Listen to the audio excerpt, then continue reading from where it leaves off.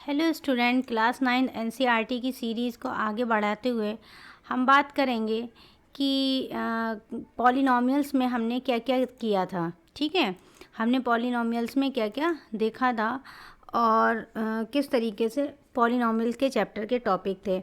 हमारा जो पॉलिनॉमियल्स के अंदर था, हमने देखा था कि वेरिएबल्स क्या होते हैं, यानी कि पॉलिनॉमियल्स है क्या, combination of variable and constant in a expression is called polynomials. Okay, तो वेरिएबल एंड कांस्टेंट्स हमने देखे थे कल, वेरिएबल क्या है एंड कांस्टेंट क्या है। उसके बाद हमने पढ़ा था कि फिक्स्ड वैल्यू क्या होती है। ओके, फिक्स्ड वैल्यू को पढ़ा था। देन फिक्स्ड वैल्यू देखने के बाद हमने देखा था कि जो कांस्टेंट होते हैं उनकी वैल्यू हमेशा फिक्स रहती है, जबकि वेरिएबल हमेशा चेंज करता है।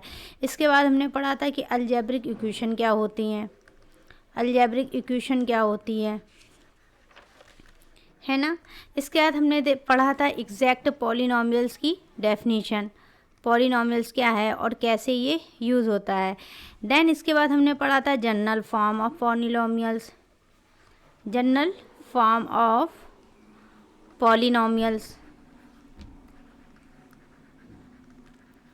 ठीक है, हमने पढ़ा था general form of polynomials.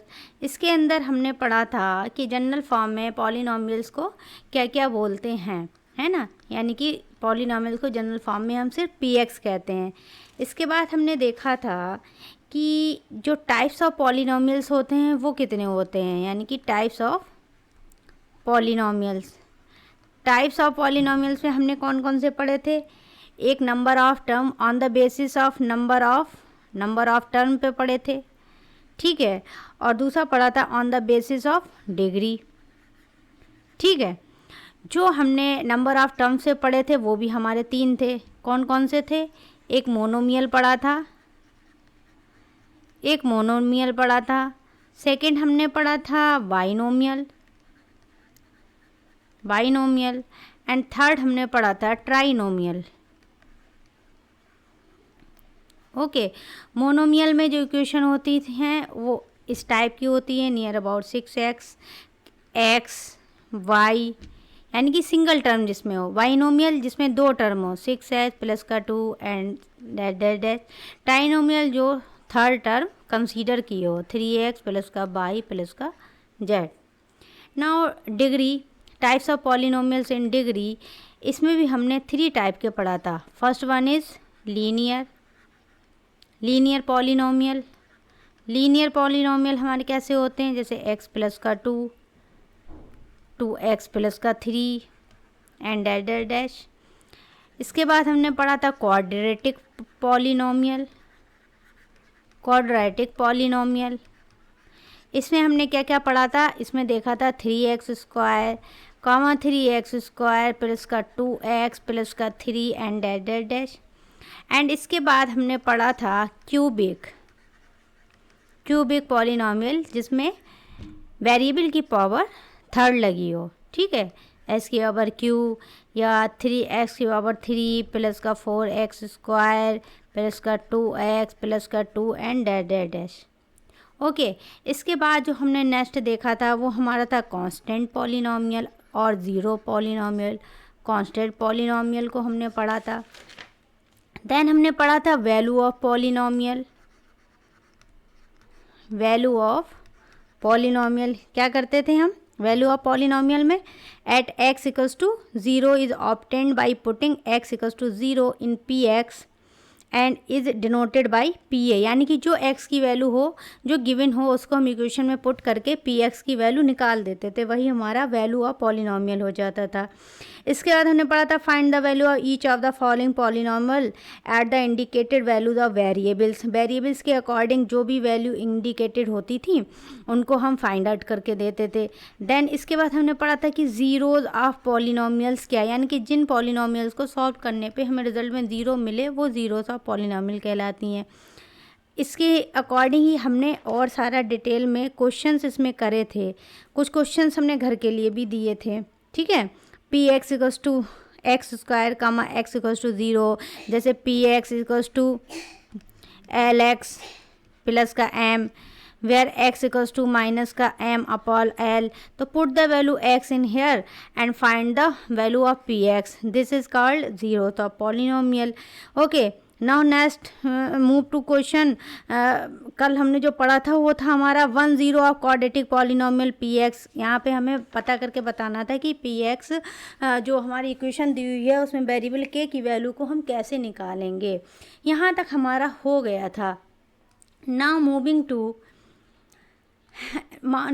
To next part which will be long division method.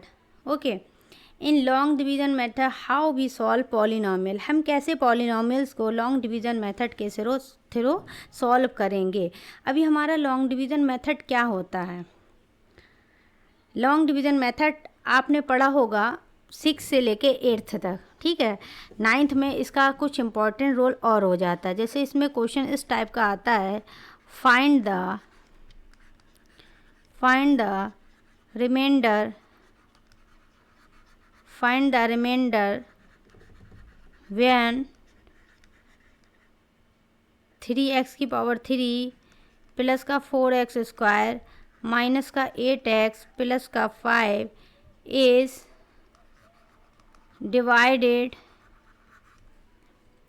Divided by x minus का 2. Okay, find the remainder when 3x की power 3 plus 4x square minus का 8x प्लस का 5 डिवाइडेड बाई 2. यानी कि x minus 2 से आपको इस polynomial equation को डिवाइड करना है. कैसे करेंगे. x माइनस 2 और ये जो डिवाइडेशन है जिस तरीके से हम डिवाइड करेंगे यही हमारा कहलाता है लॉन्ग डिवीज़न मेथड. ये बहुत ही इम्पॉर्टेंट है और इस पर बहुत ज़्यादा प्रैक्टिस करने के बाद ही ये आपको अच्छे से समझ में आएगा. और इसका अगर आपने 9th में प्रैक्टिस कर ली तो 10th 11th 12th आपको कहीं पर भी डिफ़िकल्टी फेस नहीं करनी पड़ेगी.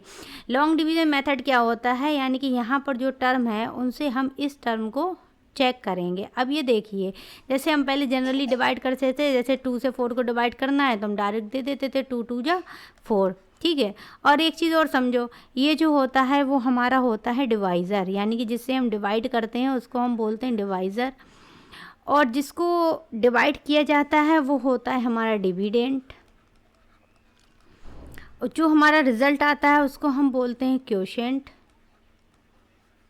ठीक है, और जो नीचे बचता है या नहीं बचता है वो हमारा कहलाता है रिमाइंडर. ओके, तो यहाँ पर भाग देने वाला क्या है x माइनस का 2 और हमें भाग करना है 3x क्यूब से, है ना. फर्स्ट टर्म को ही पहले चेक करेंगे, हम पूरी इक्वेशन को चेक नहीं करते हैं, फर्स्ट टर्म को करते हैं. अब यहाँ पे 3x की पावर 3 है. अब यहाँ पर केवल x है, मतलब ऐसा हम कौन सा टर्म लाएं जो यहाँ पर 3x की पावर 3 बन जाए ताकि हम इसको माइनस करके इक्वेशन को सॉल्व कर सकें. ठीक है, माइनस करके कुछ सॉल्व कर सके. अब यहाँ पर x है और यहाँ पे x की पावर 3 है, यानी x की पावर 2 की कमी है.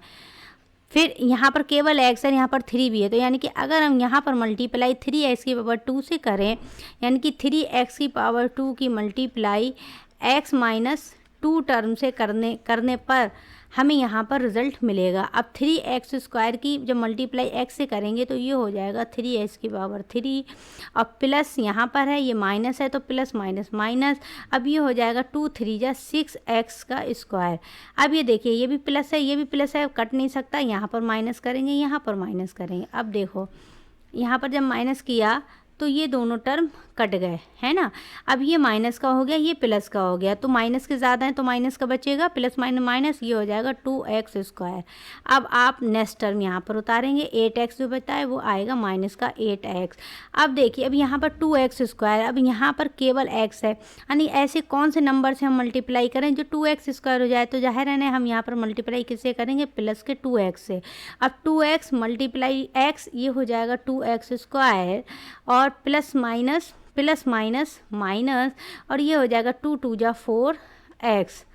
अब ये देखिए, ये माइनस है क्योंकि ये दोनों प्लस के हैं और यहाँ पर हमें करना पड़ेगा प्लस. अब देखिए, ये माइनस का 2x स्क्वायर प्लस का 2x स्क्वायर ये कट जाएंगे, ये प्लस का 4x है, माइनस का 8x है, तो जाहिर है माइनस का 4x यहाँ पर बचेगा. अब प्लस के 5 यहाँ पे उतारे जाएंगे. अब देखिए, यहाँ पर कौन से टर्म से मल्टीप्लाई करी जाए, यहाँ पर कौन से टर्म से मल्टीप्लाई करी जाए. 6x, okay, minus, there are some mistake here, we have to change the sign, it will be minus and it will be plus, okay, minus plus, here will be minus because this term has to be cut, मुझे ये वाला term cut करना है, तो यहाँ पर minus होगा और यहाँ पर प्लस होगा, तो ये जो होंगे यहाँ पर एडिशन होगा ना कि सब्ट्रैक्शन होगा। तभी तो मैं कहूँ रिज़ल्ट मतलब कुछ कन्फ्यूज़न क्यों है रिज़ल्ट में। तो यहाँ पर क्या होगा, ये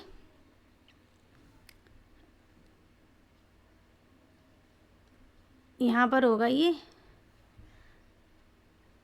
प्लस का, ये प्लस हो गया तो 6 प्लस का और 4 प्लस का, ये हो जाएगा 10x²। अब आप ऊपर से लेंगे माइनस का 8x, ओके। अब देखिए आप किससे मल्टीप्लाई करें, तो ज़ाहिर है ना 10x से ही मल्टीप्लाई होगी, तो ये हो जाएगा 10x² और ये हो जाएगा प्लस माइनस माइनस और ये यहाँ पर हो जाएगा 20x। अब 10x ज़ाहिर है ना यहाँ पर माइनस होगा, यहाँ पर प्लस होगा, ये दोनों कट जाएंगे, यहाँ पर बचेगा प्लस का 12x। अब आप उतारिएगा 5, अब यहाँ पे किससे मल्टीप्लाई करी जाएगी, ज़ाहिर है ना प्लस के 12 से।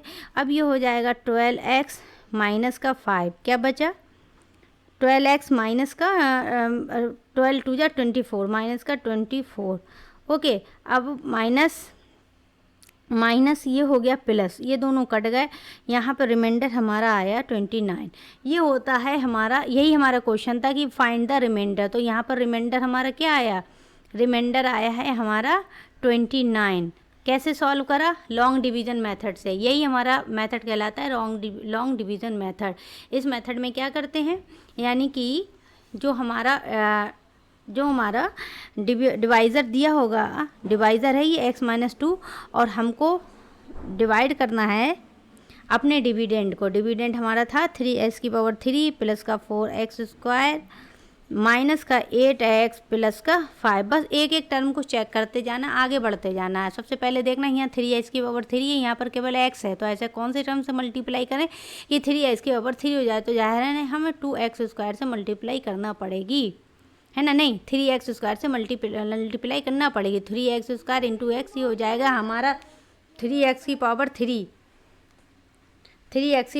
हो जाए, ठीक है। तो इस तरीके से जो हमने लॉन्ग डिवीजन मेथड एक एक टर्म को चेक करके बताया है, आप उसको वैसे ही सॉल्व करना और अच्छे से देखना, ये हमारा होता है long division method. Now next find the remainder, ठीक है, ये भी क्वेश्चन वही है, फाइंड द रिमाइंडर, यानी कि इससे पीछे हमने लॉन्ग डिवीजन मेथड से रिमाइंडर ही निकाला था, तो फाइंड द रिमाइंडर। मान लीजिए हम पे क्वेश्चन है, मान लीजिए px इक्वल्स टू, इक्वेशन दी है x³ प्लस का 9x² माइनस का 12x माइनस का 20, ओके। और ये इक्वेशन इज़ डिवाइडेड बाई, ये जो डिवाइडेड है वो किससे है, वो है x+2 से। निकालना क्या है हमको, रिमाइंडर यहाँ पर निकालना है। कैसे निकालोगे, x प्लस का 2 और इक्वेशन आएंगी हमारी x³ प्लस का 9x² माइनस का 12x माइनस का 20। कैसे, अब देखिए यहाँ पर x³ है, किस टर्म से मल्टीप्लाई हो जाएगा ना, x/2 से, तो x/2 और ये हो जाएगा x/3 और ये हो जाएगा प्लस और ये हो जाएगा 2x², यानी दोनों टर्म से होगी ना एक एक करके, 2 से हुई तो 2x² आया और x² x3। अब ये भी माइनस करना है और ये भी माइनस करना है। अब देखिए ये दोनों कट जाएंगे, x/3 कट गया, अब 9 में से 2 गया, ये बच जाएगा हमारा 7x²। अब ऊपर से लाइए माइनस का 12 है, अब देखिए यहाँ पे 7x² है और यहाँ पे x है, किससे मल्टीप्लाई होगी, प्लस का 7x से ही मल्टीप्लाई होगी, तो ये हो जाएगा 7x² और ये हो जाएगा प्लस का 14x, ठीक है। अब यहाँ पर इसको करना है माइनस, ठीक है, इसको भी माइनस, ये दोनों कट जाएंगे और माइनस माइनस, ये भी माइनस का ये भी माइनस का, इन दोनों को ऐड करेंगे तो ये हो जाएगा माइनस का 26x। अब देखिए यहाँ पे माइनस का 26x है ना, किससे मल्टीप्लाई हो, जो यहाँ पे माइनस का 20x आ जाए, तो जाहिर है ना यहाँ पे माइनस के 26 से मल्टीप्लाई करना पड़ेगी। तो अब माइनस का 20 भी उतारिए, तो माइनस के 20x से मल्टीप्लाई करेंगे तो ये हो जाएगा माइनस का 26x माइनस का 26x, और ये हो जाएगा प्लस माइनस माइनस, और 26 टू या 52, इसको प्लस करिए और इसको प्लस करिए, ये दोनों कट जाएंगे, और इनको जब हम प्लस माइनस माइनस करेंगे तो यहाँ पर बचेगा हमारा 32। ठीक है, तो आंसर आया रिमाइंडर इज़ 32। ओके, इसी तरीके से ये वाले क्वेश्चन सॉल्व होंगे। अब जब क्वेश्चन में कहा जाए, यानी कि हमने आपको बता दिया कि किस तरीके से हम रिमाइंडर निकालेंगे लॉन्ग डिवीज़न मेथड से, है ना, तो हमें पता चल गया कि लॉन्ग डिवीज़न मेथड क्या है और 1 बाई 1 कैसे हम टर्म को सॉल्व करेंगे और कैसे हम रिमाइंडर को निकालेंगे। लेकिन ये कुछ लॉन्ग क्वेश्चन नहीं पड़ रहा है, लॉन्ग है, हो सकता है इसके कुछ स्टेप आप भूल भी जाएँ या करना मुश्किल हो, लेकिन जब तक क्वेश्चन में पूछा ना जाए कि आप लॉन्ग डिवीज़न मेथड से इसको करें, तब तक आप इसको सॉल्व मत करना। अगर वो कहें क्वेश्चन में पूछा जाए लॉन्ग डिवीज़न मेथड से करें, तो आप लॉन्ग डिवीज़न मेथड से करना, वरना आप रिमाइंडर थ्योरम से करना। अब रिमाइंडर थ्योरम क्या होती है आपको बताते हैं। रिमाइंडर थ्योरम में मानिए लेट पी एक्स, यानी कि जो हमारा पॉलिनोमियल है P X be any polynomial degree greater than और equal to 1 and A, B any real number if px divided by x minus का a, then remainder is equal to P A.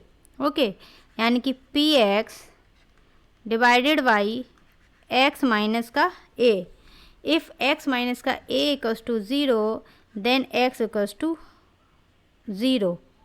Okay, तो remainder equals to P A. समझ में आया क्या है remainder theorem? ये कह रहा है कि हमारे पास कोई पी एक्स पॉलिनोमियल डिग्री है जो इक्वल टू 1 या ए के है, और जो कि एक कोई रियल नंबर है। अगर हम उसको x माइनस ए से डिवाइड करते हैं और x माइनस ए को अगर इक्वल टू 0 करते हैं, तो अगर यहाँ से x इक्वल्स टू इसकी वैल्यू निकाल ली जाए तो 0 अपॉन ए, तो ये हो जाएगी 0। तो कहने का मतलब है कि हमारा रिमाइंडर वहाँ पर वही होगा जो हमारा पी ए होगा, यानी कि जो वैल्यू हम इनपुट करेंगे।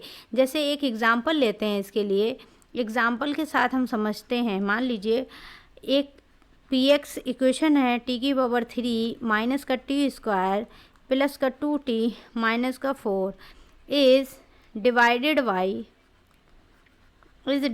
बाई टी माइनस का 1। ओके, अब यहाँ पे क्या करना, मान लीजिए ये जो पॉलिनोमियल इक्वेशन है इसको हमने मान लिया पी एक्स या पी टी, इसको करिए P T. Okay, P T क्योंकि वेरिएबल सारे टी में दिए हैं। P T equals to T की पावर 3 माइनस का टी स्क्वायर प्लस का 2t माइनस का 4। अब किससे डिवाइड करना है? t माइनस 1 से। अब t माइनस 1 से डिवाइड करना है तो t माइनस का 1 इक्वल्स टू 0, और t इक्वल्स टू क्या आ गया यहाँ पे 0, माइनस का 1 इधर जाके प्लस का 1, t equals to 1। Put the 1 where is t in equation, put the 1। तो p1 इक्वल्स टू t की पावर 3 1 की पावर 3 माइनस का 1 स्क्वायर प्लस का 2 इंटू 1 माइनस का 4। अब 1 माइनस का 1 और 1 माइनस का 1 का स्क्वायर प्लस का 2 और माइनस का 4। ओके, अब 1 स्क्वायर ये प्लस का, यानी कि माइनस का 4 और 2 1 3 प्लस का 4, ये क्या हो गया, ये हमारा सब आपस में कट के वैल्यू क्या आ गई, 0 आ गई। ओके, 1 माइनस का 1 का स्क्वायर, नो ये प्लस नहीं होगा, ये माइनस ही होगा। माइनस का 1 का स्क्वायर माइनस, ओके, माइनस का 1 का स्क्वायर, 1 का मतलब बनी है ना, तो ये हो गया हमारा 1 माइनस का 1 प्लस का 2 माइनस का 4, ये प्लस माइनस कटेगा और वैल्यू आएगी हमारी माइनस का 2। ओके, समझ में आया? तो यहाँ पर जो रिमाइंडर होगा वो हमारा -2 होगा। यानी कि लॉन्ग डिवीज़न मेथड से ना सॉल्व करके हमने डायरेक्ट जो डिवीज़न की वैल्यू दी हुई है उसकी वैल्यू को पुट करके जो हमें वैल्यू मिलेगी वही हमारा रिमाइंडर कहलाएगा, और यही यहाँ पर ये पूछा जा रहा है। तो जब तक लॉन्ग डिवीज़न मेथड से ना पूछा जाए आप रिमाइंडर थ्योरम लगा करके इसको सॉल्व कर लिए ना, ठीक है। Another question is this: if question is given px equals to y की पावर 4 माइनस का y स्क्वायर माइनस का 2y प्लस का 4 is divided by 2y minus का 1। Okay, find the remainder. क्या करना है हमें, इसका रिमाइंडर निकालना। तो क्या करेंगे आप, डायरेक्ट ये 2y माइनस का जो 1 है ना, 2y माइनस का 1 इसको इक्वल्स टू 0 करेंगे और y इक्वल्स टू हो जाएगी वैल्यू 1/2। अब जहाँ जहाँ y है वहाँ वहाँ आप इसको पुट कर दीजिए, ठीक। तो ये हो जाएगा 1/2 की पावर 4 माइनस का 1/2 का स्क्वायर माइनस का 2 इंटू 1/2 और ये हो जाएगा प्लस का 4, ठीक है। अब ये 2 से 2 कैंसिल हो गया, ये हो जाएगा 1/2 2 जा 4 2 जा 8 2 जा 16 माइनस का ये हो जाएगा 1/4 और ये हो गया हमारा प्लस का 4। अब इसको अगर हम सॉल्व करेंगे तो इसका एलसीएम आएगा 16 और ये हो जाएगा यहाँ पे 1 माइनस का 4 और ये प्लस का हो जाएगा 64, ठीक है। अब -64 -4 ये हो जाएगा 59/60/16। ओके, यही होगा ना। 64 63 64 1 64 प्लस 1 65 और में से अगर आप ये माइनस करेंगे 5 तो 5 में से 4 गया 1 एंड हियर इज़ 5, ये हो जाएगा 51/16। This will be our remainder. तो हमको डायरेक्ट लॉन्ग डिवीज़न मेथड से ना सॉल्व करके हम अपना ऐसे भी सॉल्व कर सकते हैं, यानी कि जो वैल्यू दी हो डिवाइज़र की उसको ही इक्वल करके जो भी नंबर आए उसको इक्वेशन में पुटअप कर दें। नाउ नेक्स्ट है हमारा फैक्टर थ्योरम। अब ये फैक्टर थ्योरम क्या होता है, फैक्टर थ्योरम में मान लीजिए let px be any polynomial degree greater than or equal to 1 and a b are real number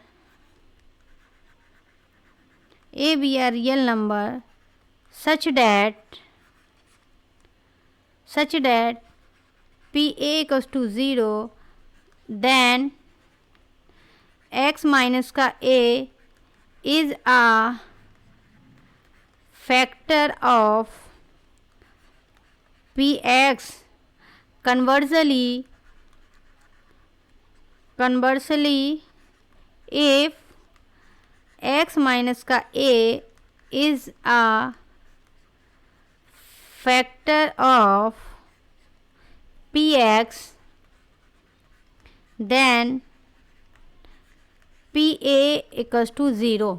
okay, factor theorem में क्या है कि px हमारी कोई पॉलिनोमियल है जो अपने आप में एक डिग्री रखी हुई है जो ग्रेटर देन 1 है या 1 के इक्वल है और a इसमें कोई रियल नंबर है। तो इसमें क्या होगा, जब हम पॉलिनोमियल्स इक्वेशंस को 0 के इक्वल मानेंगे x माइनस का a उसका एक फैक्टर मान करके, तो जो x माइनस a उसका फैक्टर होगा तो इस कंडीशन में px या pa भी इक्वल टू 0 हो जाएंगे। ओके, क्या दिया है, x माइनस का a अगर इक्वल्स टू px है यानी कि पॉलिनोमियल इक्वेशन का एक फैक्टर है x माइनस का a, तो यहाँ पर r इक्वल्स टू 0 होगा, तो इसका मतलब pa इक्वल्स टू भी 0 होगा। समझ आया। जैसे 2 से अगर हम 4 को डिवाइड करें तो यहाँ पर रिमाइंडर क्या आएगा 0, अगर 3 से 9 को डिवाइड करें तो रिमाइंडर क्या आएगा 0, 4 से 36 को डिवाइड करें तो रिमाइंडर क्या आएगा 0। तो ऐसे ही इसका जो कन्वर्स है तो वो भी इस फैक्टराइजेशन थ्योरम के अकॉर्डिंग कहता है कि इफ़ अगर p पी ए जो उसका है वो ज़ीरो है, तो x minus then x minus A is अ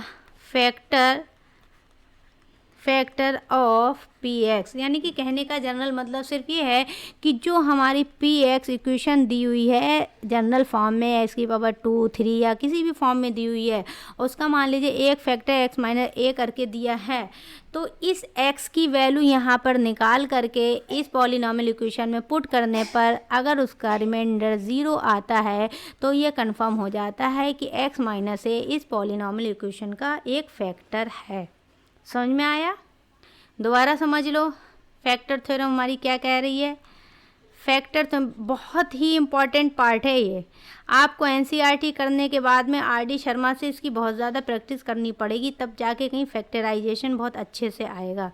ये क्या कह रहा है factorization theorem, if X minus का A is factor of P X, if x minus का a is a factor of px then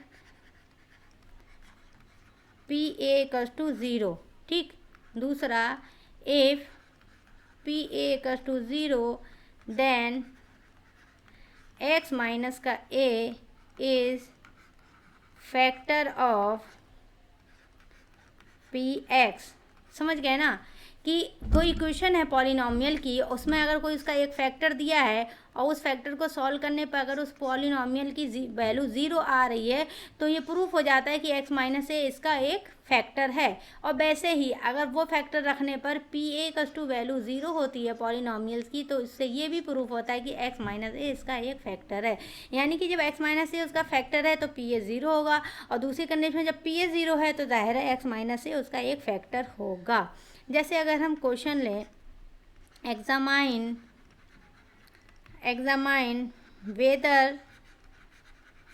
whether x plus 2 is a factor of x की power 3 plus का 3x square plus का 5x plus का 6। Okay, कैसे करोगे? अब यहाँ पर मान ली दिया है x प्लस का 2, तो क्या करना है, यहाँ पर जो x प्लस का 2 है इसको इक्वल टू 0 करो तो ये x इक्वल टू माइनस का 2 आ जाएगा। अब जहाँ जहाँ x है वहाँ वहाँ हमें माइनस का 2 पुट करना है, तो ये माइनस 2 की पावर 3 हो गया, प्लस का 3 ये माइनस 2 की पावर 2 हो गया, प्लस का 5 ये माइनस का 2 हो गया, और ये प्लस का 6। अगर ये वैल्यू 0 आती है सॉल्व होकर के तो ये प्रूफ हो जाता है कि x प्लस 2 इस पॉलिनॉमियल इक्वेशन का एक फैक्टर है। और अगर ये वैल्यू अपने आप में सॉल्व होकर के 0 आ रही है तो इसे ये भी प्रूफ हो जाता है कि ये इसका फैक्टर है, और ये अगर इसका फैक्टर है तो फिर ये इक्वेशन 0 होनी चाहिए और होगी ही। इसको सॉल्व करेंगे, ये आ जाएगा माइनस का 8, ये हो जाएगा प्लस का 2 टू जा 4, 3 जा 12, ये हो गया माइनस का 10, ये हो गया प्लस का 6। ओके, अब देख लीजिए 10 और 8 माइनस का 18, 12, 6 प्लस का 18 सब कट गया, आंसर क्या आया 0। बस यही हमें प्रूफ करना था फैक्टर थ्योरम में कि अगर x माइनस है यानी x प्लस 2 इसका फैक्टर है तो ये इक्वेशन 0 होनी चाहिए x की वैल्यू पुट करने पर। और अगर ये इक्वेशन 0 हो रही है यानी पी ए 0 हो रही है तो इसका मतलब है x माइनस से इस पी ए का फैक्टर होगा। तो factor mean remainder should equal to 0। ठीक है, factor means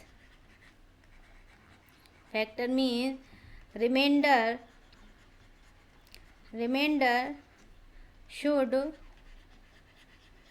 equal to 0।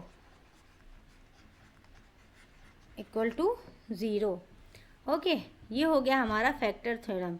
Now move to factorisation. Factorisation क्या होता है? इक्वेशन का फैक्टर करना ही हमारा फैक्टराइजेशन कहलाता है। यानी कि writing an expression as product of its factor using brackets brackets, यानी कि ब्रैकेट्स का यूज़ करके फैक्टर करना इक्वेशन का फैक्टर कहलाता है, फैक्टराइजेशन कहलाता है। जैसे 16 है तो 4 × 4 हो गया ना 16। अब जैसे 16 का एक ब्रेकअप ये भी हो सकता है 2 2 2 एंड 2, है ना। तो जितना आप सिंपल टुकड़ों में उसको तोड़ सकें वही हमारा फैक्टराइजेशन कहलाता है, यानी कि किस तरीके से आप उस इक्वेशन का फैक्टर करेंगे ब्रैकेट का यूज़ करके। नेक्स्ट है splitting the middle term, most important goes to 12th class and maximum part of this splitting method in 10th class. अगर आपने यहाँ पर बहुत अच्छे से समझ लिया और आर.डी. शर्मा से मेनली इस पार्ट की प्रैक्टिस कर ली क्वेश्चंस की, तो आपको अच्छे नंबर लाने से कोई नहीं रोक सकता, आपको अच्छे नंबर लाने से कोई नहीं रोक सकता, ठीक है। तो फैक्टराइजेशन आप स्प्लिटिंग मेथड में आप क्या करेंगे, माने कि आपके पास कोई इक्वेशन है, ठीक है, इक्वेशन है आपके पास 12x² माइनस का 7x प्लस का 1। इसमें क्या करना है, स्प्लिटिंग यानी कि तोड़ना है मिडिल टर्म को तोड़ना। अब इसमें ध्यान से देखिए, ये बस यही पार्ट समझने का, बहुत ध्यान से देखिए। मिडिल टर्म्स का क्या है, ये है ना 3 टर्म की इक्वेशन है, लास्ट टर्म ये होगा, फर्स्ट टर्म ये होगा, ये मिडिल टर्म होगा। अब इस मिडिल टर्म को इस तरीके से आपको ब्रेक करना है कि इसकी मल्टीप्लाई हो करके, यानी कि लास्ट वाला टर्म और फर्स्ट टर्म दोनों को देखा जाता है। यहाँ पे 12 है कांस्टेंट और 1 है, तो 12 × 12, और जो मिडिल टर्म है उसका एडिशन देखा जाता है। उसमें क्या है, यहाँ पर प्लस साइन है तो यहाँ पे एडिशन देखेंगे, यहाँ पे माइनस साइन है तो मिडिल टर्म को माइनस में देखेंगे। यहाँ पर 7 है यानी कि 7 लाना है। अब आपको इसका इस तरीके से स्प्लिट करना है, इस तरीके से इन दो नंबर को अलग अलग करना है कि मल्टीप्लाई होने पर ये 12 दें और वही नंबर ऐड करने पर 7 दें। कैसे करेंगे, जैसे 12x² माइनस का ब्रैकेट में क्या करेंगे 4 प्लस का 3। अब देखिए 4 3 को ऐड कर रहे हैं 7 आ रहा है, और 4 3 की मल्टीप्लाई कर रहे हैं तो 12 आ रहा है, प्लस का 1। अब ब्रैकेट ओपन करके इसको सॉल्व करो, 12x² माइनस का x भी तो है साथ में, इधर x जाएगा, माइनस का 4x, माइनस का 3x और प्लस का 1। अब इनके दो दो पेयर बना लीजिए, ठीक है। इसमें जो कॉमन होगा वो एक सा आएगा, 4x और 12x² में से 4x ले लिया, यहाँ पे बचा 3x माइनस का 1। यहाँ पर कॉमन होने के लिए कुछ नहीं है तो 1 लेंगे, तो ये भी हो जाएगा 3x माइनस का 1, है ना। यानी कि जो इसका मेन पार्ट है, ओके, ये जो कॉमन पार्ट है वो दोनों में एक सा आएगा। अब देखिए 3x माइनस 3x माइनस एक 3x माइनस का 1 इधर हो गया, और एक 4x माइनस का 1 ये हो गया। तो स्प्लिटिंग द मिडिल टर्म को स्प्लिट करके जो फैक्टर होते हैं इक्वेशन के वो इस तरीके से होते हैं। अब 3x माइनस का 1 इक्वल्स टू 0, अब 4x माइनस का 1 इक्वल्स टू 0 क्या आ जाएगा, x equals to 1/3 and x equals to 1/4। अब यहाँ के लिए x की वैल्यू आ जाएंगी हम पे 1/3 कामा 1/4। ये होता है स्प्लिटिंग द मिडिल टर्म, ठीक है। यानी कि मिडिल टर्म हमारा 7x है ना। अब 7x के ऐसे फैक्टर करने हैं p एंड q, दो टर्म लाना है, ऐसे लाना है जिनकी मल्टीप्लाई अगर हम करें, यानी कि p × q की मल्टीप्लाई करें तो हमारे पास 12 आए, क्योंकि यहाँ पे पहला कांस्टेंट 12 है और यहाँ पर 1 है। और मान ली यहाँ पे 1 की जगह 2 होता है तो हमें क्या देखना रहता है, 12 × 2 इक्वल्स टू 24। तो ऐसे दो टर्म लाते हैं जिनकी मल्टीप्लाई करने पे 24 आए और जिनका एडिशन करने पर 7 आए। तो p × q 12 आना चाहिए और p प्लस का q कितना आना चाहिए, 7 आना चाहिए। ऐसे टर्म लेके हमें इसका क्या करना है, फैक्टराइजेशन करना है। मान लीजिए एक क्वेश्चन और ले लीजिए, एक इक्वेशन है हमारे पास x² माइनस का 23x प्लस का 42। इसका मिडिल टर्म का स्प्लिट करके इसके फैक्टर निकालिए, इसको सॉल्व करिए। कैसे करेंगे, अब यहाँ पर क्या है p और q, मिडिल टर्म तो हमारा ये है, ठीक है, यहाँ पे देख लिया हमने, और इधर जो साइन लगा है वो भी प्लस का लगा है, तो क्या चीज़ है यहाँ पे, यानी कि p और q की मल्टीप्लाई करने पे 42 आना चाहिए। अब यहाँ पर कुछ नहीं है ना, यहाँ पर 1 है, 42 × 1 1 ही रहेगा, तो p और q की मल्टीप्लाई करने पे 42 आना चाहिए, और p प्लस q को ऐड करने पे क्या आना चाहिए, 23 आना चाहिए। अब हमें नहीं समझ में आ रहा कि 42 को हम कैसे सही करें। अब इसका क्या करेंगे, हम इसको हम ब्रेक कर लेंगे, है ना, 2 से, 2 × 2 = 4 2 1 जा 2, अब 3 7 जा 21। अब देखिए यहाँ से मिला लीजिए, यहाँ से पेयर बना लीजिए, 7 3 जा 21 और 21 में 2, 7 3 जा 21, यानी कि अगर हम 21 और कामा 2 दो नंबर ऐसे लें, अगर इनकी मल्टीप्लाई कर रहे हैं तो ये हमें 42 देंगे, और इनको ऐड कर रहे हैं तो ये हमें 23 देंगे। 21 प्लस का 2। जब तक हमारा यहाँ स्प्लिट बेहतर नहीं होगा, इक्वेशन कभी भी सॉल्व नहीं हो सकती, कॉमन पार्ट नहीं आएगा। तो यहाँ पर क्या आ जाएगा, 21 3 जा, है ना, ये आ जाएगा 21 3 जा 21 2 जा 21 इंटू 2, है ना, 21 प्लस का 2, और ये आ जाए एक्स प्लस का 42। ये हो गया हमारा एक्स स्क्वायर माइनस का 21x माइनस का 2x प्लस का 42। क्या करो, यहाँ पर x कॉमन ले लो, ये हो जाएगा x माइनस का 21, यहाँ पे माइनस का 2 कॉमन ले लो, तो ये हो जाएगा x माइनस का 21। फैक्टर सेम होंगे तभी हमारे यहाँ पर सेम कॉमन आएगा। हो जाएगा x माइनस का 21 और ये हो जाएगा x माइनस का 2। तो यहाँ पर जो वैल्यू आ जाएंगी वैसी आ जाएगी 2, 21। ये होता है स्प्लिट मेथड का यूज़ करके फैक्टराइजेशन करना। हम मान लीजिए आपको मैं नया नेक्स्ट क्वेश्चन दूँ, वो आप खुद ही इसकी प्रैक्टिस करना। 3x स्क्वायर माइनस का x माइनस का 4, इसको आपको प्रैक्टिस करना है। और इसमें एक्सरसाइज 2.4 एनसीईआरटी में फैक्टराइजेशन के बहुत सारे क्वेश्चन दिए हुए हैं, जिसे आपको सॉल्व करके बताना है, ठीक है। Now moving to next, factorisation of polynomial using the factor theorem. Factor theorem का यूज़ करके आपको फैक्टराइजेशन बताना है। यहाँ पे जैसे f(x) equals to X square minus का 5x प्लस का 6। यहाँ पर अगर हम इक्वेशन पे नज़र डालें तो इस इक्वेशन की मैक्सिमम जो डिग्री है वो क्या है, मैक्सिमम डिग्री इसकी 2 है। जब मैक्सिमम डिग्री 2 होती है तो हमारे फैक्टर भी 2 ही होंगे। फैक्टर क्या होंगे, 2 ही होंगे।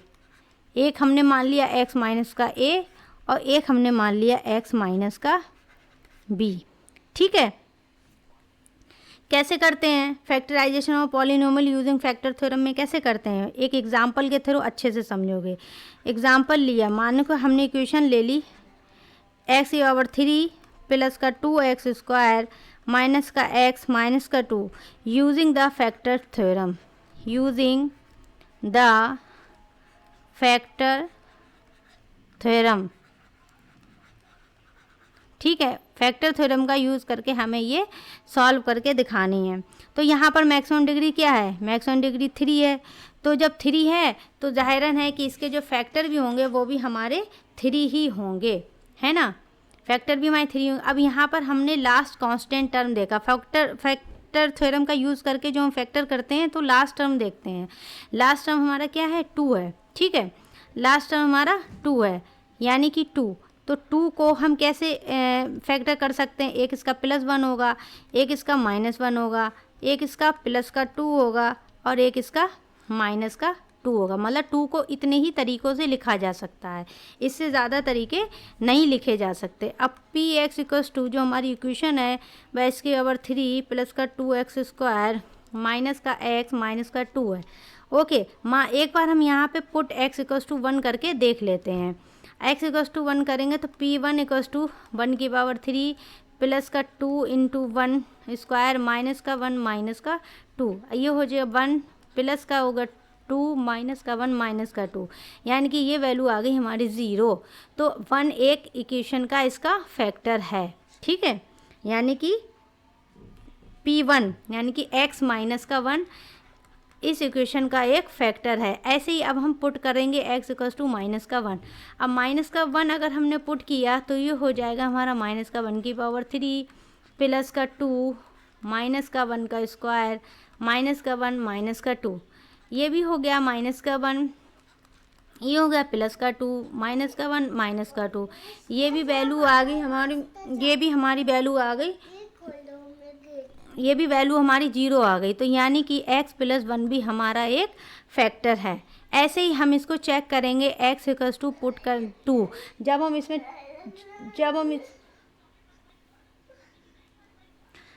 इसमें 2 पुट करेंगे